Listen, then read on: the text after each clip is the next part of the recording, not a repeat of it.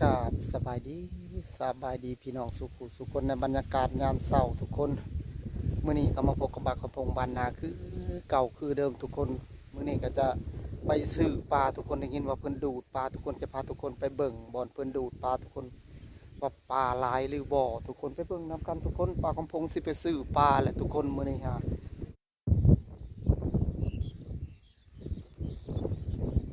ปลาตกสวนหมักโมทุกคนมาเบิ่ง เพิ่นกำลังปิดทุกคนตอนนี้ฮะปิดออกหมากมันคัดเอาแต่แบบเครือหนึ่งหมากหนึ่งสองหมากอันนั้นทุกคนอยากได้มันใหญ่โอ้ยทุกคนเลยเคียวงามมังโมก็ดีไปเบิ่งน้ำกันทุกคนอันนี้จะเป็นมังโมเปิดปิดทิ่มเลยทุกคนโอ้หมากใหญ่เติบเปิดกระปิดทุกคนช้ำหัวเข่าป้าตัวทุกคนเลยปิดตาสะออนเปิดปิดทิ่มทุกคนเพราะว่าเปิดคัดเอาเครือหนึ่งหมากหนึ่งสองหมากนั่นทุกคนพอเพิ่นจะได้ใหญ่ฮะนะทุกคนเป็นยังเพิ่นจะปิดทิมย้อนแบบนั้นแหละทุกคนมาเบิ่งป้าเกี่ยวสดงดงามเลยทุกคนนี่แหละนะทุกคนป้าทุกคนเลย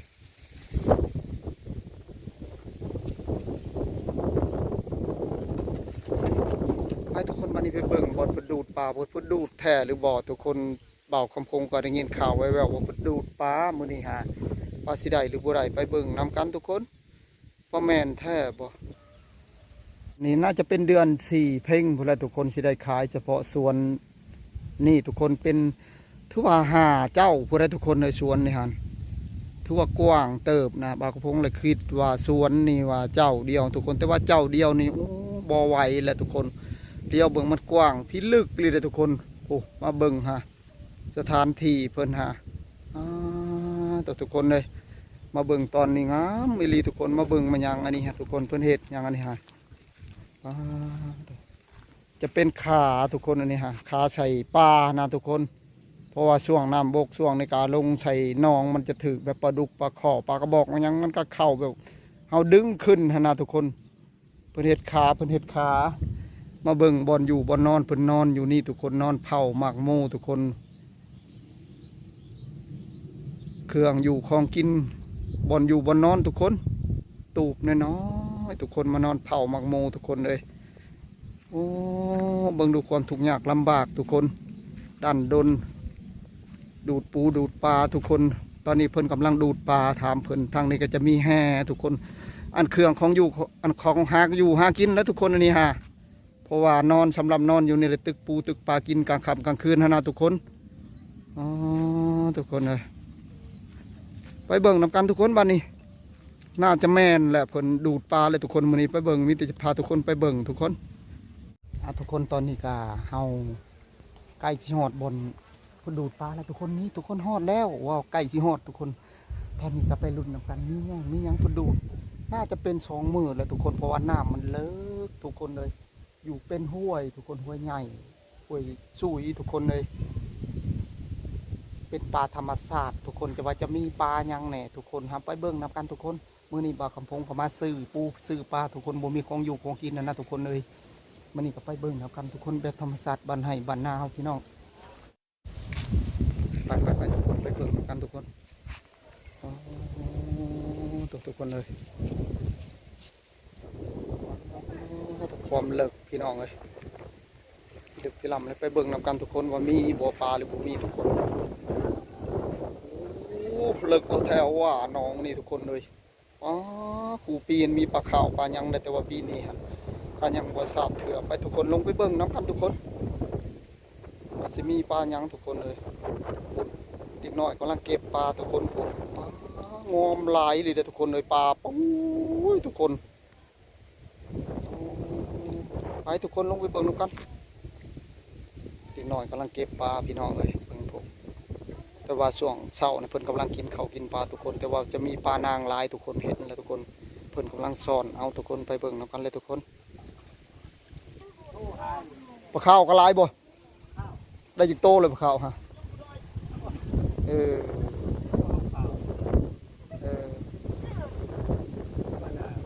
ปลานางลายเนาะโอ้ปลานางนี่ปลานางลายก็ถือว่าได้เงินแล้วปีนี้ปลานางปลายังลายหรือพี่น้องเลยพวก มีแต่หัวปลาทุกคนเลยนี่ปลา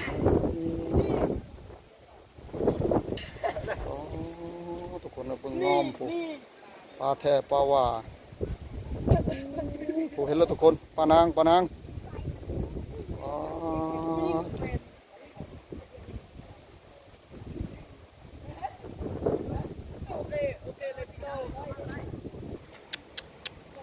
มีแต่ปลานางได้เงินหลายแล้วเดี๋ยวบัดนี้ปลานางลายนี่เป็นราคาเท่าไรโลเท่าไรปลานางเดียวนี่ฮะ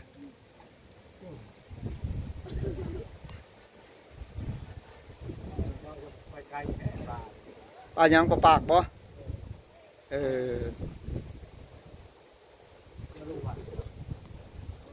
ฮะเฮ็ดยังละอยู่วัดฮะ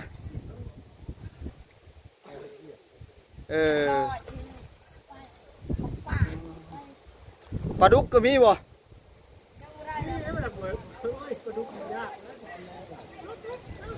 ยังว่าได้ในแยงเลยนะยังไม่ได้บ่เขาว่าอยากได้ปลาดุกปลายังฮะปลากระบอกนี่คือบ่จะเห็นหลายเนาะแต่ปลาซิวนี่หลายกับปลานางนี่โอ้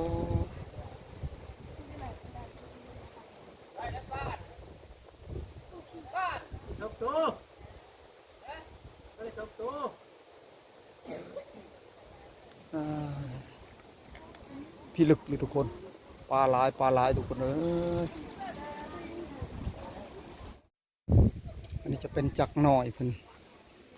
แล้วสิขึ้นเทิงของทุกคนขึ้นไปเบิ่งว่าเพิ่นมีปลาอะไรบ่หรือยังอยู่เทิงพวก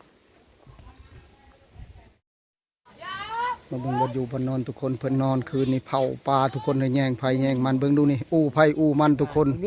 แบบโต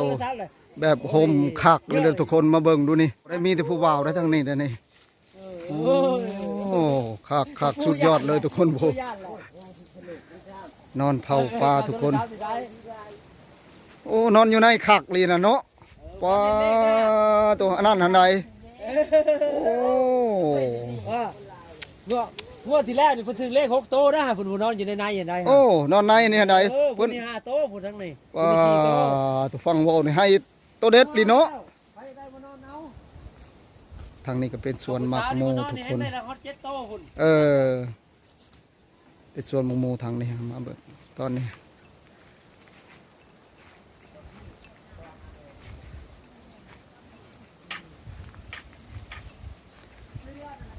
ไปเบิ่งแกงปลาคอใหญ่เพิ่นก่อนทุกคนเบิ่งบ่มีนะแกงปลาคอใหญ่กินบ่แม่นกินหมดเลยล่ะบ่โอ้ยแสดงว่ามาผิดนัดแล้วมื้อนี้หั่นมาช้าทุกคนได้เห็นแต่เพิ่นล้างถ้วยตอนเพิ่นล้างถ้วยกินน้ำเพชรช้าบ่มาจะเกลือมาล้างถ้วยแล้วบาดถึงวันแล้วหิวเลยหิวโอ้เพิ่นหิวเพิ่นล้างเพิ่นแกงเพิ่นกินแล้วแต่เช้าเพิ่นแหละผู้ขี้ตะไคร้เพิ่นผู้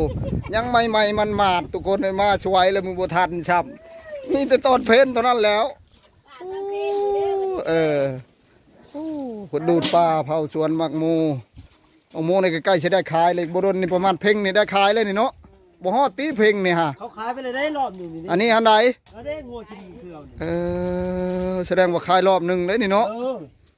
ไผได้ขายก่อนหมู่แล้วแม่นดีนะเพิ่นบ่ได้หลายดอกได้เงิน2 สอบปุ๋ยเจ้าได้เงิน2 สอบปุ๋ยว้ายแสดงบ่ได้ธรรมดาเลยได้นี่นะหาเจ้าของก่อนแล้วเอาไปทุกคนลงไปเบิ่งปลาอยู่ลุมโพเพิ่นสอนกำลังสอนให้เดี๋ยวนี้ฮะลงไปติดตาปลาให้ลานแม่เฮ้ยติดอยู่พุ่นบ่เอาแล้วติดอยู่พุ่นลงไปติดอยู่พุ่นเลยทุกคนป้าตัวทางแล้วทุกคนเป็นตะยานลงบ้านนี้เฮ็ดได้บ้านนี้อันนี้บอนเพิ่นตึกสะดุ้งใหญ่ทุกคนเห็นว่าเบิ่งบรรยากาศสะดุ้งใหญ่นี่ตึกยามนะผู้ใดยามน้ำไหลทุกคนน้ำไหลเพิ่นตึกสะดุ้งใหญ่บ่แม่นว่าตึกยามนี้ได้นี่ได้เพิ่นห่างเมียนจะน้อยยามน้ำไหลโอ้ตึกม่วนพี่น้องเอ้ยเห็นบ่พี่น้องวิธีการสะดุ้งใหญ่เบิ่งด้วยสิย่อให้เบิ่งนี่ทุกคนเอ้ยว่าเป็นจังไดทุกคนนี่โอ้ยย่อบ่ได้เพิ่นมัดเมียนทุกคนเอ้ยวิญญาณมันลงช่วงนี่ฮะ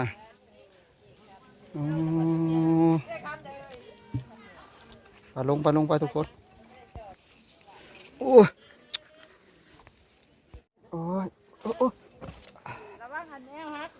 เอาหักรถลงนี่เป็นที่รถมันนั่นน่ะเห็นไหมเป็นปะนางในป้าให้มันตายจนมันเน่าได้นี่เลยโอ้นี่ก็แซ่บแล้วปลาแซ่บนี่ป้ามันตายจนมันบ่ลุบอยู่ยังได้มากินอยู่บ่ได้ลุบแล้วนี่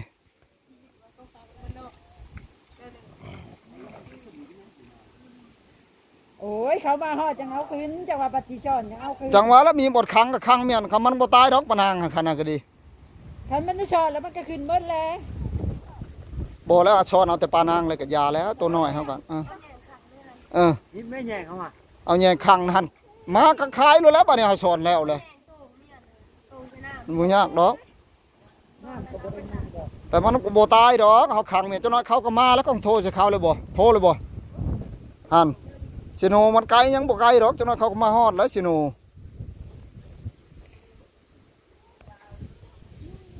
มาเก็บไม้ออกมา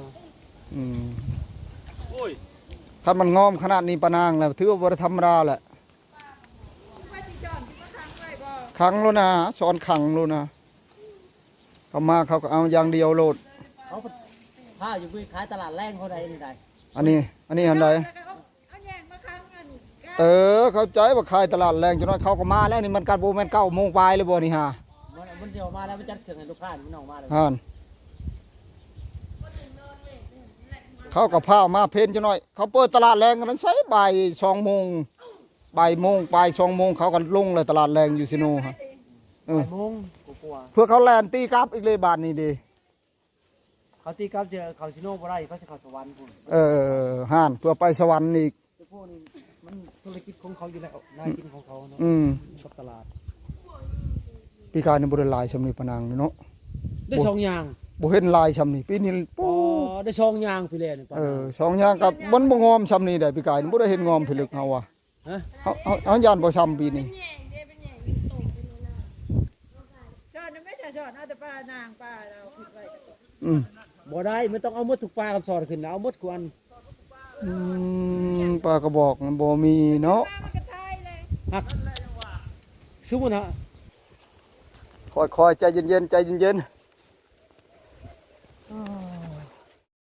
บ่ใส่ข้าวก็ได้แล้วเฮ้ย ๆอันนี้ฮะ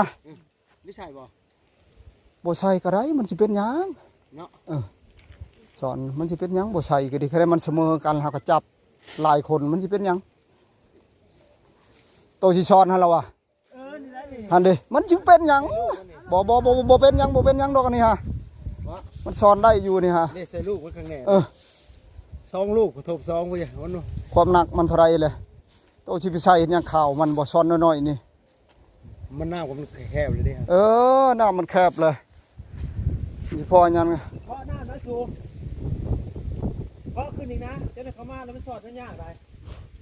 เคาะรู้แล้วชำใดชำหนึงก็มันสิเป็นหยังมันบ่ตายดอก มันบ่ตายดอก เฮาเคาะซื่อๆเพื่อสิมาเข้ามาจังว่าเพิ่นสิเคาะอีกมันยากสิได้ช้อน ยกโค้มขึ้นมาเข้ามาแล้วครับก็ เข้ามาเลยสิได้ช้อนเลยแล้วเข้ามาของเขาอยากได้เลย เข้ามาฮอดได้ เอาแล้ว ให้น้ำหอมแล้วมันกวาดสบายน้ำเลิกมันสิเอายากน้ำประมาณเพียงคานแล้วทุกคนก็บ่ได้เลิกดอกแต่ว่าจะเอาแบบโบกก็เรียนนะสอนเอามันจะมีแบบปลานางในนี่หลายปีนี้ปลากระบอกบ่หลายทุกคนปีนี้จะมีปลานางและก็ปลาปากปลากดทุกคนเลยปลาข้อปลาดุกกับบ่จักหลายปลาข้าวปลาตองเพิ่นยังบ่ทันเอาขึ้นเพราะยานมันตายมีแต่ทาไม่ค่าตอนนี้กำลังดูดกำลังเคาะอีกพี่น้องเพราะว่าจะให้มันบกเพิ่นจะให้มันบกน่าจะแม่นอยากให้มันบกแล้วทุกคนเพราะว่าให้มันน้อยแหละสิเอามันง่ายหั่นน่ะตกได้ล่ะตกลงทำเต็มที่เลยฮะโอ้ชันเอาแท้เอาว่า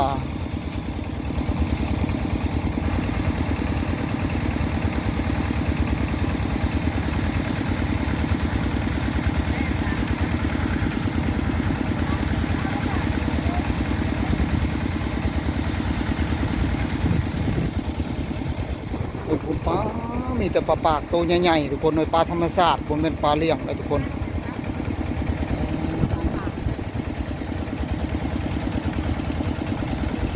เอามาแน่โลนึงฮะโลนึงอะ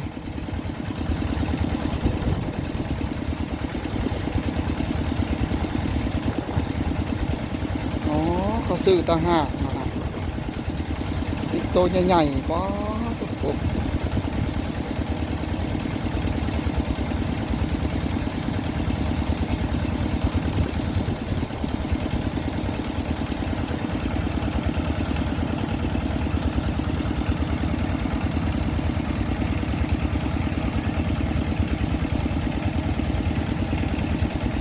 มื่อนี้ก็มาซื้อปลาปากน้ำเพิ่นทุกคนเลย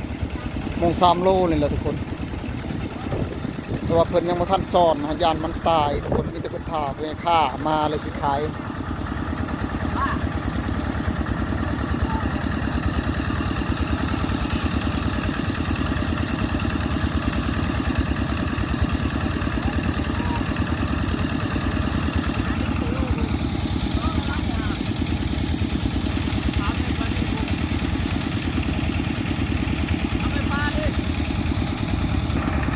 ถือกระสอบทุกคนถือกระสอบใส่ปลาทุกคนเลยอ๋อปลาปีนี้ถือว่าซ้ำปีกายนี่ทุกคนถือว่าปีกายเนี่ยหลายกว่าปลาข้าวก็หลายปีนี้หลายแต่ปลาปากปลานะปลานางทุกคน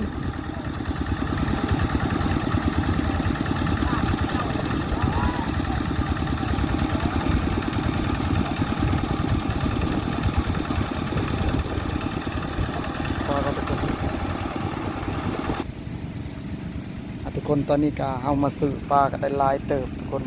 3 โลทุกคนปลาเย็นปลาปากตอนนี้ก็สิได้กลับบ้านกลับซองกันทุกคน